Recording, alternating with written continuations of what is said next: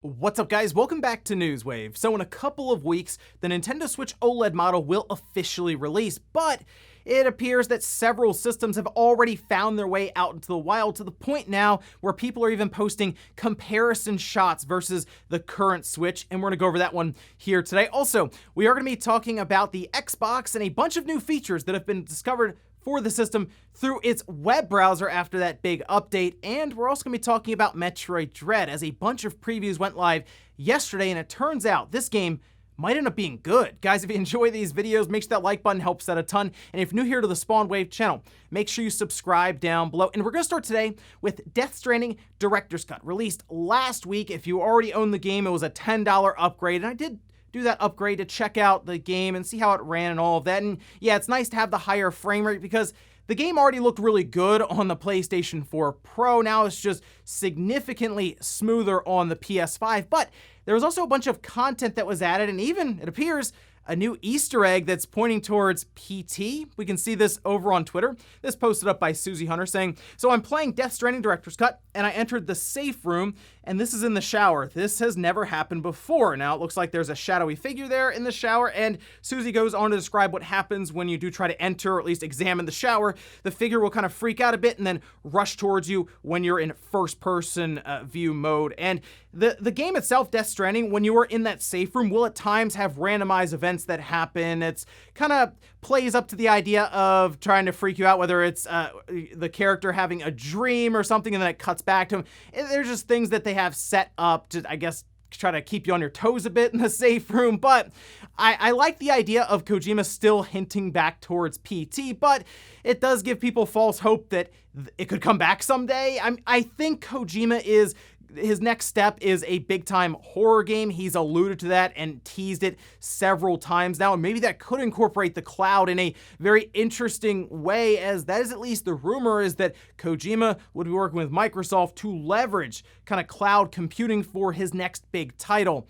We'll see if that does actually happen, but the idea of PT being worked into Death Stranding Director's Cut is at least a nice touch. Also, we do know that Resident Evil 4 is going to have a VR version released, and now we know when the release date is. We can see this over on YouTube with a new trailer that was posted up. The game will be releasing October 21st, this for Oculus Quest 2, and they did show off some more gameplay and the certainly the unique point of view that VR gives you. In a game like Resident Evil 4, this would actually be kind of fun to go through, just seeing the game in a different light. Again, the different viewpoint there. And even some of the puzzles have been reworked to kind of play into the whole virtual reality aspect. I like the idea of it being playable on Oculus Quest, the Quest 2 here, because that means it's a bit easier, a bit more approachable for people who maybe don't want to set up an entire PC, you know, a whole thing there to figure all that out, where it's all in one. I do believe that's how we get to kind of the more mainstream adoption of VR, is when there's no cables or anything weird with drivers, any of that required. You just take a headset that continues to shrink down, hopefully, you put it on, and then you're playing the game. But you know what? I might actually check this one out, because Resident Evil 4 is a fantastic game that I think has stood the test of time, and now we're getting a whole new look at the game in virtual reality. Oh, and I told you I would keep you up to date around the Halo Infinite flight, specifically the one coming up this weekend with Big Team Battle, because they kind of alluded to the idea of you not having to have gone through Halo Insider to get in, and it does appear that that's going to be the route they're going to go, and it makes sense considering this will be 12v12, and they want to get as many people in, I'm sure, as possible. We can see this over on Twitter from the Halo account saying, "Want to join in on this weekend's," that's October 1st to the 3rd, Halo Infinite Multiplayer Tech Preview. You can start to download the build via the Xbox Insider Hub starting right now. Halo Insider or not, you can join in on the action. I recommend right now going to your Xbox, downloading the Xbox Insider app. Go in there and you should be able to just grab the Halo Insider application, update it, and you'll be ready to go for this weekend. And it should be a blast. We had a small taste of vehicles in right at the end, like the last day of this most recent Halo Infinite flight, and it was a ton of fun. I think it's going to be a blast, though, with 12v12, capture the flag, vehicles, and who knows, maybe even a couple of big new maps to explore. So exciting stuff here, but make sure you go ahead and get that downloaded, as it sounds like there are limited spots. And guys, with some of the quick news out of the way, let's get into the bigger stuff. Let's start right away with this Nintendo Switch OLED model. Now, yesterday we had previews for Metroid Dread as well as the Switch OLED. People had a chance to go to a Nintendo event and try both out at the same time. It makes sense, they're coming out the same day, and Metroid Dread appears like it's set up very well with some of the color choices to be shown off on that OLED screen. It works very well there for both of those to be shown at this preview event.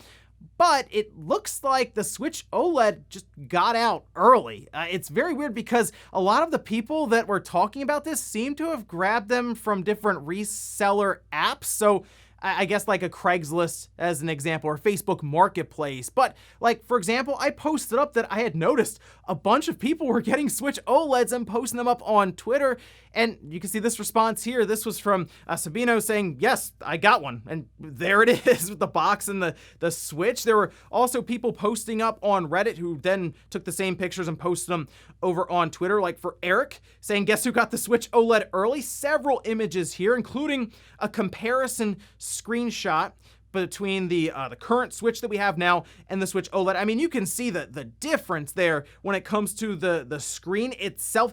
This is very difficult to show through a camera and taking a picture. The OLED is going to be something you want to see in person, but even here in the, I guess, the limited viewing angle and capacity that we have through like a cell phone picture, you can clearly see how much better that screen looks, and it looks substantially larger even without that bezel. Now, we also had Nintendo Prime post up a video with footage of the current Switch versus the OLED model, as well as a full unboxing for that OLED model, which is pretty cool there. Make sure you check that one out. It's linked down below in the sources. But I did notice that when it was coming apart, specifically the unboxing with the dock, the back just kind of pulls off. I guess it's not really hinged, or it was just pulled off incorrectly or something. I'm not sure. Again, I'll be doing an unboxing and checking it out myself, so I'll give you my first-hand impressions, and the first time I turn the screen on, we'll go over it there as well. But the Switch OLED does look like a massive upgrade, as expected, for handheld gamers, right? If you're someone who's just playing in handheld mode, this should be something you are certainly keeping an eye on. But I, like most people, were hoping for a bit more when it comes to the technical specifications and the hardware or the power itself for this Switch. I still think we'll get there. I mean, obviously we will, because there will someday be a next generation system. It's not like Nintendo's going to keep this X1 going until 2030 or something, but I believe I'm ready at this time. Like, I'm sold on the hybrid concept. I like the idea of an OLED system, like with the screen. Now I just want them to take the next step and take us to, sure, 4K upscaling, or just a system that can run Hyrule Warriors Age of Calamity at 30 frames per second at least. Now, as for how this system is getting out there already, it's hard to say. I mean, sometimes you'll see Amazon just accidentally ship a system out early. Best Buy seems to do that from time to time as well, but from a lot of the stories, it sounds like maybe some of these systems made their way out of a warehouse, or they fell off the back of a truck or something, and then they popped up on Facebook Marketplace, on places like OfferUp, and there were several that were kind of mentioned as possibilities for where these are coming from. Remember, we saw the Switch originally make its way out way early, and apparently they had to give it back to Nintendo or something. It was a whole story there. I don't know if this is the same situation, but nonetheless, several of these OLED Switches are starting to pop up online of people having success finding them early out in the wild. So, I mean, I wouldn't be shocked if Amazon does accidentally ship it out early, but that doesn't necessarily seem to be what's happening here. Either way, though, go take a look at the screenshots and the video and the unboxing for this, because I am starting to get excited for the OLED Switch. I have the OLED Vita. It does look significantly better than, say, the current Switch now, and that was from 2011. So yeah, I expect doing something like firing up Metroid Dread on this system is going to have that wow factor. Next up, let's talk about the Xbox Series S and the Xbox Series X, and its latest update that enabled the Edge web browser, which allows it to do quite a bit, more than even I was expecting. In fact, MVG posted up a video yesterday that was pretty interesting because it went over the ability to play essentially ROMs without developer mode. I had done that here on the channel before, where I played GameCube games on the Xbox Series X in developer mode, where you could load up RetroArch, which was pretty cool to do, right? But it was pretty limited. I mean, you still had to go into developer mode. It wasn't just natively like on the system from the retail dashboard, but you can see MVG here posted up a video over on his channel. You should check it out because it was pretty cool to see some of this running in a web browser. That's right, running emulators with the Edge web browser on the Xbox Series S. See, the thing I like, MVG takes the Xbox Series S, specifically the weaker of the two models, and shows how impressive it is, because you have to remember, the CPU is essentially the same between the Series X and the Series S. I think the clock speed is a very small difference, but it's essentially the same, right? So to be able to do things like run PlayStation 1 games through your web browser, that being the Microsoft Edge browser on the Xbox, is kind of cool to see. You can also run N64. It appeared that was a bit more work, but you can also run Office. That's right, check this out over at Core Xbox, pointing out that you can now use Office on Xbox Series X and S with mouse and keyboard. I mean, Microsoft is getting very close to this system, yeah, being a PC. And that's kind of the joke we've made about consoles, and kind of the path they've been taking is they are becoming mini PCs. I mean, the Xbox Series X looks like a PC tower, doesn't it? Like, that's kind of the direction that Microsoft went with it. It was mostly because that was the most functional route they could take for cooling, and it was like, well, they'll just make a little tower out of it. But now they've taken it to the next level for you, so if your boss asks you to write up that big report or draw up some spreadsheets, just let them know, let me fire up my Xbox first. Also, it appears that Stadia and any other streaming services pretty much work in Edge. So the Xbox is quickly becoming that all-in-one device for the most part, ranging back to several generations of different systems using ROMs, or yeah, even using Microsoft Word, Excel, and streaming other platforms like Stadia and I guess Luna. So I'm wondering how much further this web browser thing will go with the Xbox. I'm sure more and more features and different things will come out as we go along. Next up, let's talk about those Metroid Dread previews that dropped yesterday, and there were a ton of them. This is Nintendo making that big final marketing push ahead of that Metroid Dread release here in a couple of weeks. And like I said before, they were very smart the way they did this, because they had people go out to this Nintendo event,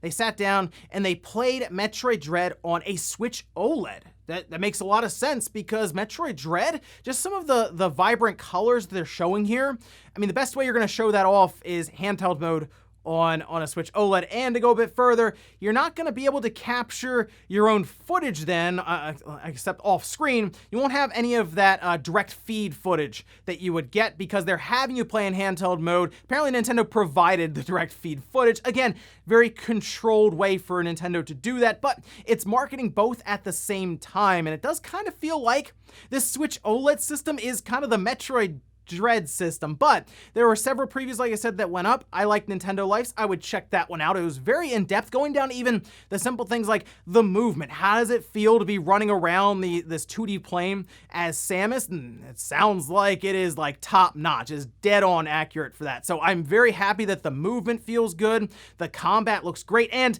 a lot of high production like set pieces that they were showing off. I mean, they showed like a quick boss fight, and like the end of it looked awesome with Samus kind of jumping through with a change in perspective kind of at the camera, and it looked great overall. And yeah, it does, of course, have the whole setup in the beginning, as we're used to, where Samus loses all of her suit abilities and just kind of drops you off. So they do show you how that happens, because it appears that Nintendo had everyone play roughly the first 90 minutes to 2 hours of the game. But visually speaking, it looks great from the footage they showed, and I'm just ready to get this game. It's been a long time. People have been waiting since Metroid Fusion, that was a long time ago, to see the conclusion of the storyline with Samus. So I'm excited, looking forward to it. I'm gonna grab the Switch OLED system along with Metroid Dread when it releases in a couple of weeks. We'll unbox the Switch OLED, take it apart, and check it out overall and give you my initial impressions. Then probably later on in the week, I'll talk more about Metroid Dread, but very excited. And in our last bit of news, let's talk about Triangle Strategy. Now, this is a game from Square Enix that was originally called Project Triangle Strategy. They decided, you know what, that's not a great name, so they just changed it to Triangle Strategy. maybe they'll keep trying. Anyway, we did get a full list of things that they decided to change and update after getting all of the feedback from that demo that they ran. But they did show off the limited edition as well. This was posted up over on Nintendo's website, and we can see the limited edition here. Now, this game is releasing March 4th, as announced in that direct, but the limited edition looks awesome. Now, remember, we had one for Octopath Traveler as well, so I was expecting some sort of limited edition, one that's kind of like a big box set, and that looks like that's what they're doing. This is the Tactician's Limited Edition. We can see kind of the nice box there, as well as collectible playing cards deck. That's interesting. A set of 6 customized dice, which have all these question marks over it, and then also a double-sided poster. I guess something they're not ready to show off just yet.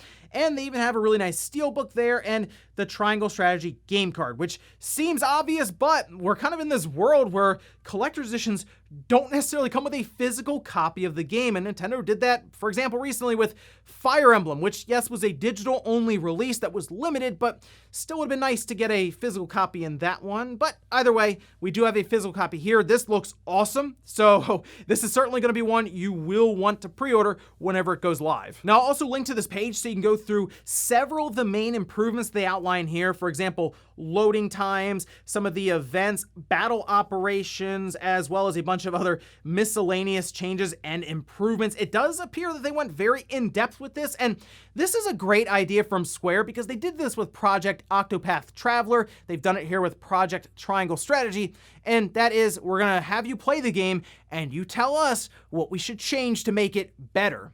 It makes sense, right? But we don't always see that from developers, especially from like RPGs or strategy RPGs. Usually they just have in mind what they want to do, and they just push it out there, and that's kind of it. But this is a good way for Square to continue on, I would say, especially with these more retro modern style games. They did the very traditional JRPG. Now they're doing strategy RPG, and I like the HD 2D art style that they're doing here. I hope they continue on as they go through with another big RPG, and they do the same thing here. Put out a demo, title it Project, I don't know, something, and then come back with all the changes, and then actually release it with what people want. And before we go to the comment of the day, we'll take a little poll that I posted up yesterday, where I asked, do you avoid preview coverage of a game you're looking forward to out of concerns of possible spoilers? 65% said, yes, I avoid it if it's a game I'm already sold on.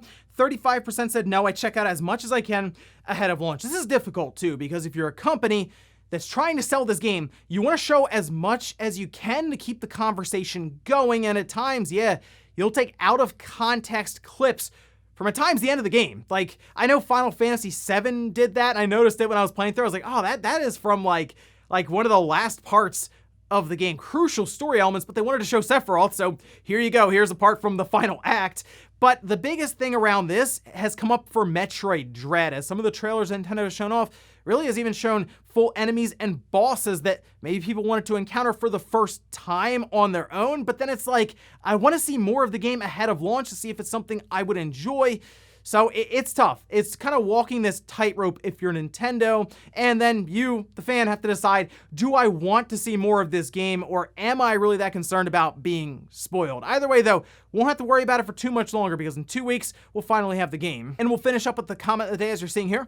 This is from Micah saying, well, whenever you get that N64 controller, you should show us a teardown of it. I'm curious what they've done with the abysmal analog stick. That is the plan. What I'm going to do is I'm going to get the N64 controller, and I'll get the Genesis controller as well for the Nintendo Switch online service, and I'll disassemble the 64 controller next to one of the original 64 controllers, and we'll see how close Nintendo gets with this new control. And I'm curious about several things when it does come to that analog stick. So I think it's going to be a lot of fun, one, to get a brand new 64 controller from Nintendo now in 2021, but also to see if they had made any significant changes around that analog stick that was known to get kind of wobbly and eventually unusable. And ladies and gentlemen, that's gonna do it here for Newswave. If you enjoyed this video, guys, hit that like button, it really helps out. If not, hit the dislike. Leave comments down below about everything we talked about here today. Was that Switch OLED leaking out early where several people just appear to have it now, or Metroid Dread and the previews that went live yesterday? Is Metroid Dread starting to look like not only the best 2D Metroid game we've ever had, but could it be in the talks for Game of the Year? Also, what about this whole Xbox situation where you have a web browser that gives it access not only ROMs, but also full-on Microsoft Office? Thanks guys for watching, and I'll see you next time.